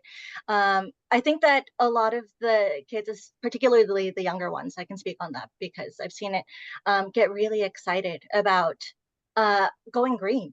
And I know that the different kind of transportation day, the walk, bike, carpool transportation days, some of the most fun days, they're incentivized by like little pencils. And even that helps to get people really, really excited about going green. I think another thing that we can do is, I've seen it at the high school. I'm looking more at like the elementary schools, perhaps the middle school, is teaching kids how to properly throw containers into the proper receptacle. Especially for younger kids, teaching them how to compost, how to recycle, what is supposed to go into the waste basket. And helping to do that can take great steps to improving our carbon footprint and helping us go more green. Okay, thank you. Lastly, for this question, Dina. Thank you. So I am as you know, we have a ballot measure coming up in our election for facilities, and if that were to pass, I think there would be quite a bit of opportunity potentially to go with green building methods. I assume that we would, but sustainable building and solar panels, like Bonnie had said. I'm glad to hear that that's on the list. When I was at AMS, the food service, we have a snack cart, and they sell plastic bottles, and so I don't know if they still do. They did when I was there last year. But I think that there is some opportunity to go back through, and it sounds like it's happened a little bit already in food service, to see if there's other opportunity to make savings and go green. And I would say lastly, focus on gardens in schools. AMS Garden was redone last year, and there's I'm sure some other opportunities in the schools to do more. Thank you. Okay, thank you.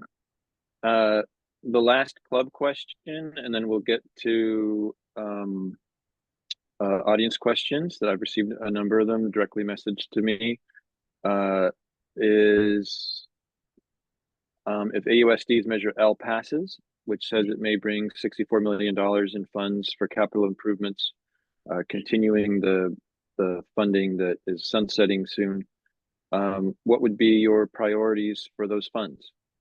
And for this, we start with Brian.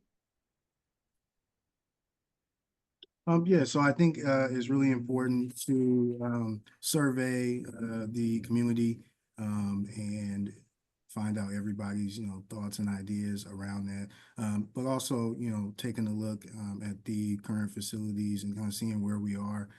Some places are older than others, so making sure that we modernize that, and thinking about, when we're thinking about modernization and making things better, we're thinking about the safety of the students, safety of teachers, staff, making sure that everybody has the things that they need in order to perform at a high level.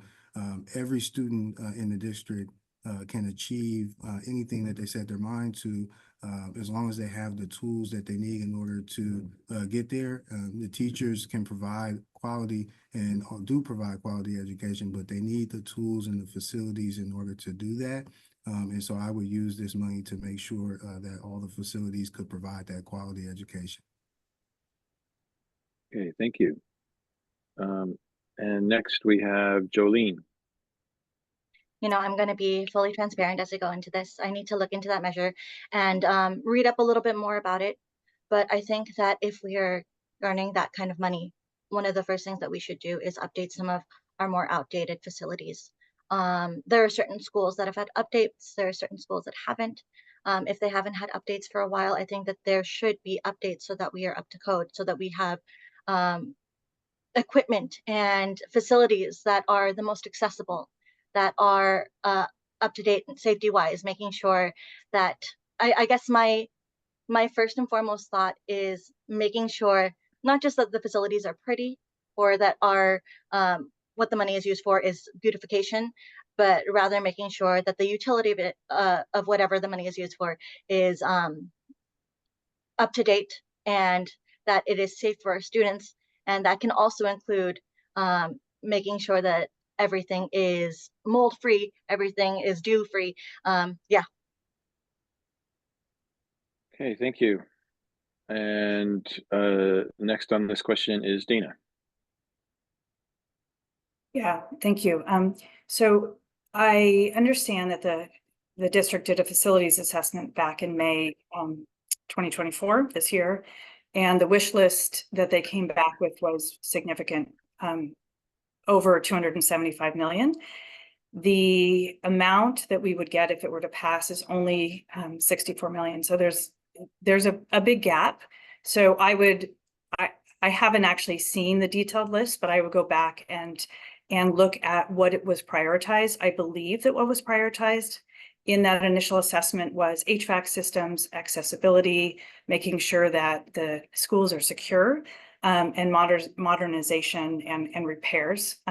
It's true, we had two of our elementary schools that were recently redone and a third that's not. So going through and making sure that those happen, and, you know, connecting to the previous question, focus on green building for the environment. Thank you. Okay, thank you. And lastly for this question, Veronica. So we did a survey of the community following our facilities needs assessment and with the putting this measure on the ballot, and it brought back that really HVAC is a top priority for people, as well as safety around schools, kind of what's just been said. And I would say that I would make sure as we're moving forward, we continue with our new buildings or modernizations being CHIP certified, which our 2 new schools are. That's pretty exciting. That's like the green standard in California. I would also, you know, continue to advocate that we use real materials wherever possible. So as I advocated before, grass over artificial turf wherever possible, trees, plantings, things like that.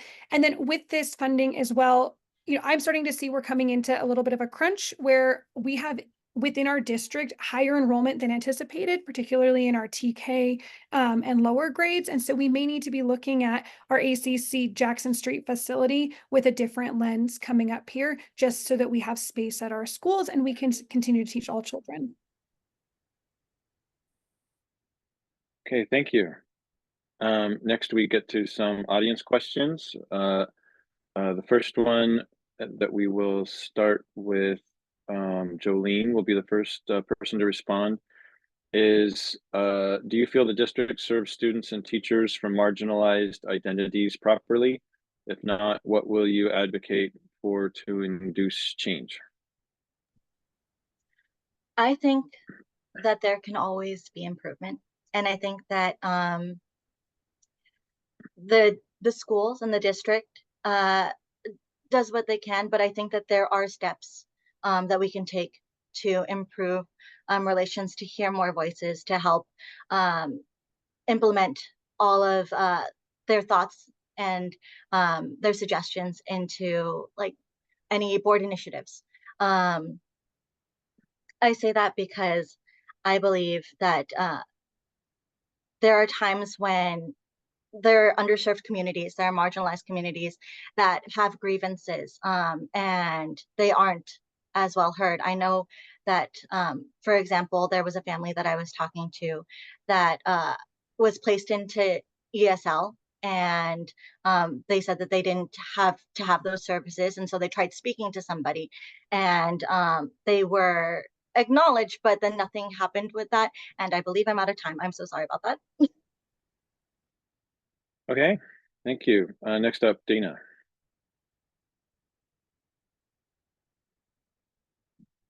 Thank you. So I do think that our schools have done quite a bit in the last few years to address these issues. There, we have a safe and inclusive school, restorative justice teacher at AMS. We have another program at the high school with Mr. Kaysen.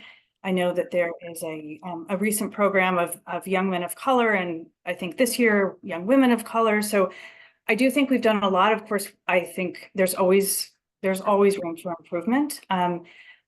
If we were to do more, I would say that we should start early, right, in TK and really focus, or kindergarten, and focus on equity starting early, and seeing what we can do to make sure that there really is equity across all the elementary schools.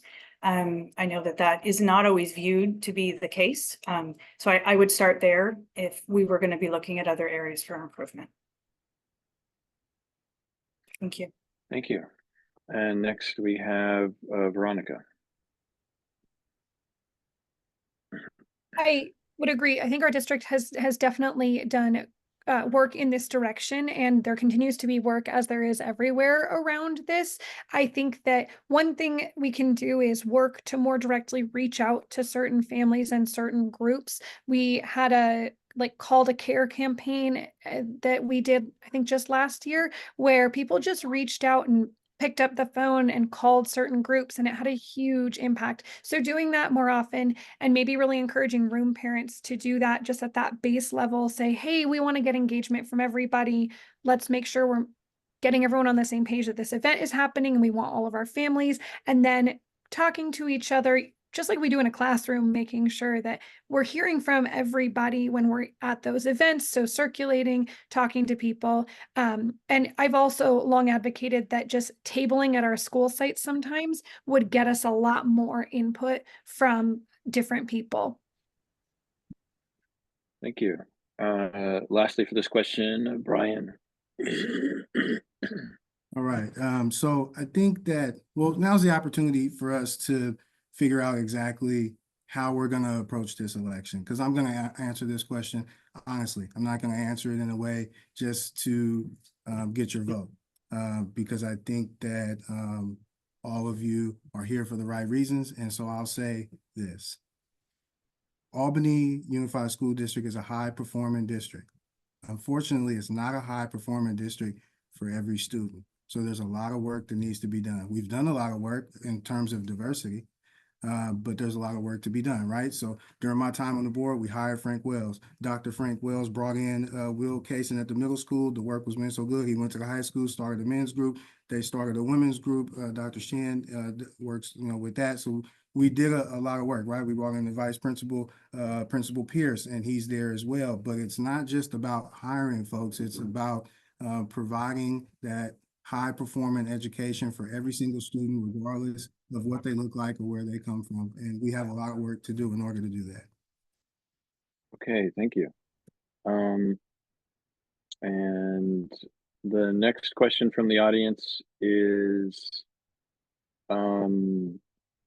for special this is a conglomeration of two questions that came through. For special education, what can be done to improve transparency in funding and effective use of funding, and in general to better support students with disabilities and special needs? And I believe Dana, you're going first, so if you can. Oh, thank you. Yes, and Dana is first.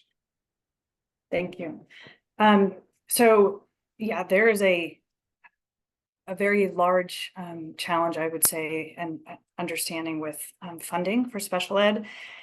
I have a good friend that works in this area in another district, and we've had some long talks about what's happening. And I don't believe that there's any easy answer. And a couple things, I do know that we're having trouble hiring. We've done a great job, as I understand, and we need to really focus on making sure that we maintain the excellent staff that I'm sure that we've hired in the last couple of years. And we need to work on making sure that the teachers, the special ed teachers, and the regular teachers are working together. In terms of transparency, I know that was another part of the question. I am very in favor of a lot of transparency with the budget. As I said, I haven't dug into it, and I have experience in doing so, and I hope to be able to do that and be very transparent if I'm on the board. Thank you. Next is Veronica. So I'm wondering if sort of the essence of this is kind of, are we clear with where funding comes from and goes? Special education is a really challenging area. It's funded a lot by the federal government, and it's not funded adequately for what we're mandated to do as schools. It is really challenging.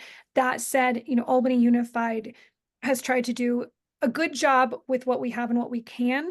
I think that what I would ask is that we move forward with bringing back the budget corner we were doing with our CBO previously, but maybe highlight special education and that budget specifically for a few of our sessions, and really invite the community to watch that and participate in that, so we can all gain a deeper understanding of how that budgeting works and what happens, and sort of the mandatory requirements that a district has to meet, and how we move funding to make that happen to best support each and every student with their diverse needs.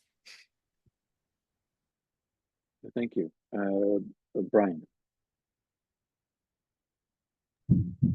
I think that it's really important to understand exactly what we're talking about in terms of the special education department.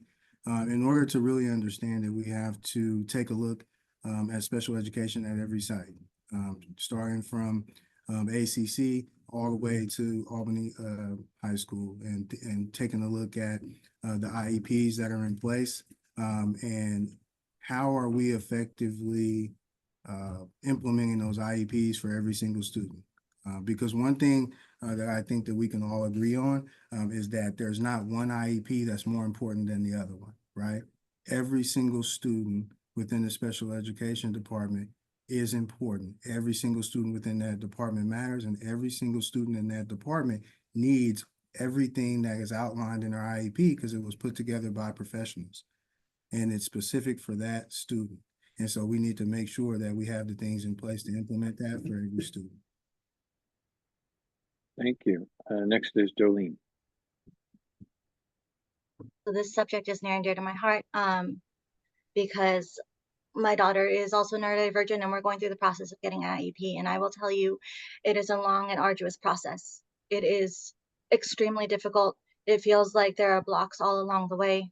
In terms of the question where we talked about transparency, I love the idea that Vani came up with, having that budget meeting so that we can showcase to the public what is the criterion for garnering that budget and where the budget goes to.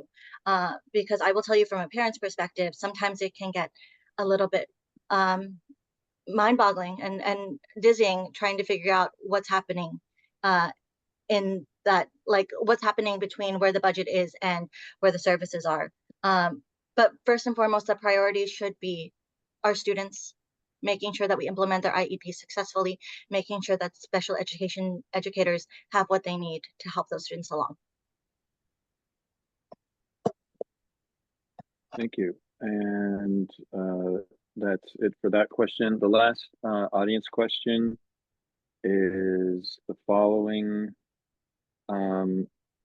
What is your vision for improving safety and accountability at school sites with regards to bullying and sexual harassment on campuses? And we start with Veronica. I think having a lot of open and honest conversations with students around this, and having trusted adults where people can go so that these situations can be addressed in the moment. At that, just starting at the elementary school level, since that's where my kids are, I've wanted us to start having our counselors out on the schoolyards more at lunchtime, facilitating games and activities and working on social skills in that. So we're not pulling kids out of their classroom to have those services, but instead we're pushing it into the times when we're most seeing these things happen. I'm a big believer, from what I've seen in schools, that a lot of this happens in those sort of in between moments and times. And so making sure that we have adults out in those moments and people kind of monitoring things. And I think that we can sort of stop those in those little in-between moments, and we can also support students in having more positive interactions. And I think just overall, bullying, just it comes from people needing someone to talk to feel better just about themselves. And so making sure that we're providing them. Thank you. Next is Brian. So I think that bullying kind of comes from different, angles, and everybody kind of views bullying differently, right? But I think that for Albany, specifically the district, bullying comes from not respecting one another's differences. When you're thinking about like the different instances where there's bullying and one person is kind of, going at another person, most of the time it's because that person is different from the person that's being bullied. And so kind of getting down to respecting and loving one another, and respecting the differences of everybody in the district, and modeling the behavior, right? So students learn from their parents, right? Most bullies, once you meet their parents, they're also bullies. And so we need to take a look and then model that for our children. Okay, thank you. Jolene. To start with, I want to say that bullying or sexual harassment, when reported, should never be taken lightly. That said, I think that when it comes to that, I have heard instances of cases not being taken seriously. Every case that is presented should be investigated and should be talked about.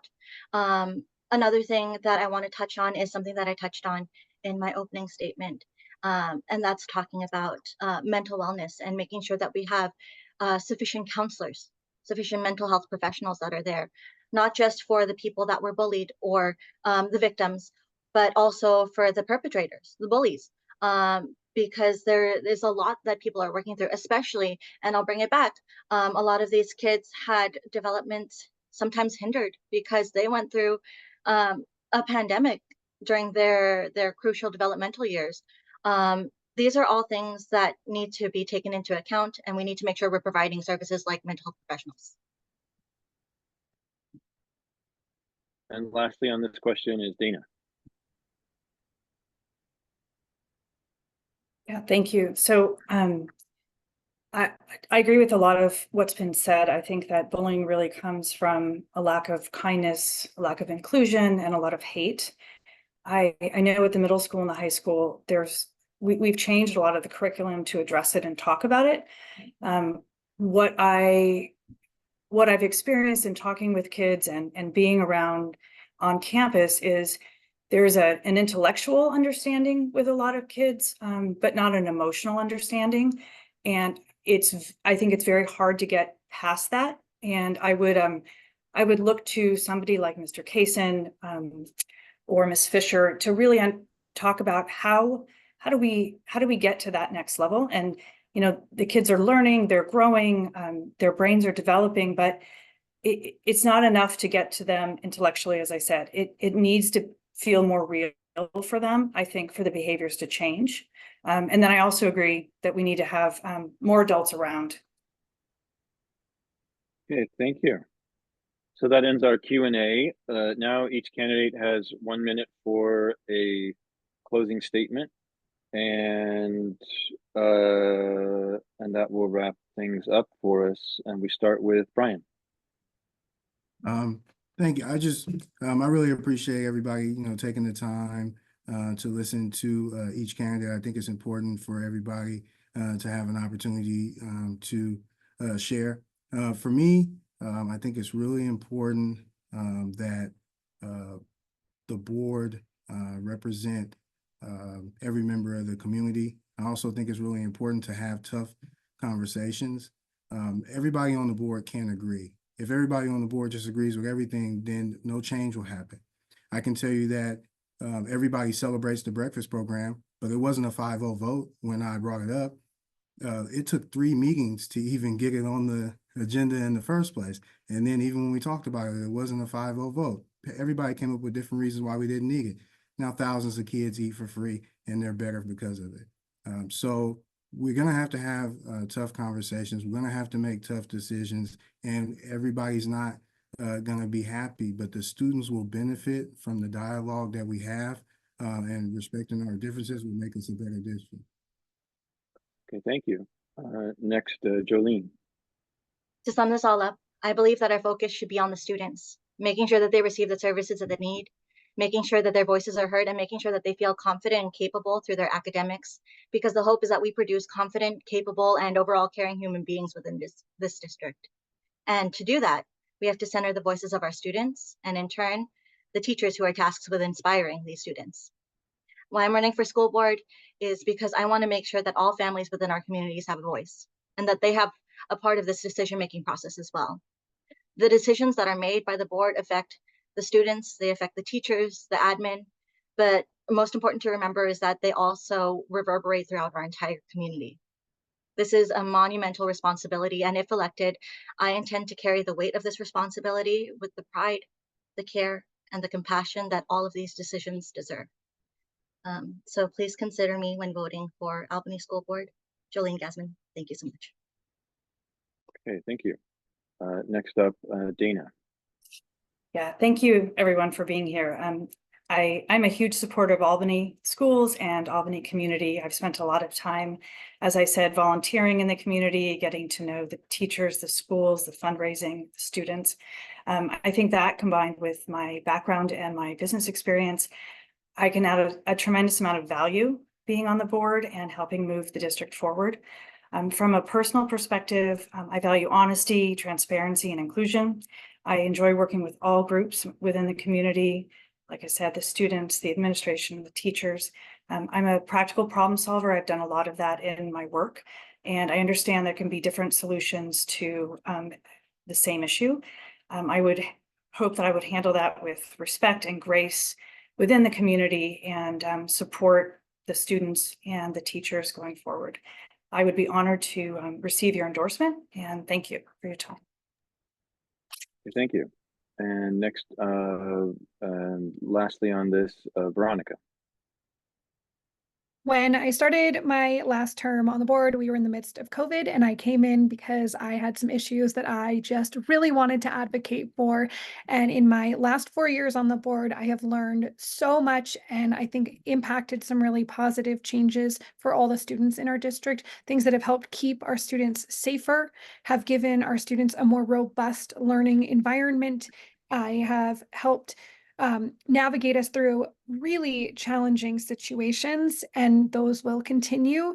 And I would like to have the opportunity to see through some of the projects that I have just recently started and help those come to fruition in our district, because I think that Albany is on a path to just blossoming, and we just need a little bit more guidance to get to that end point. And I would like to provide that as somebody who has all of this knowledge and can keep that going, and also can just be that rational voice and just take that step back and look at the bigger picture of Albany.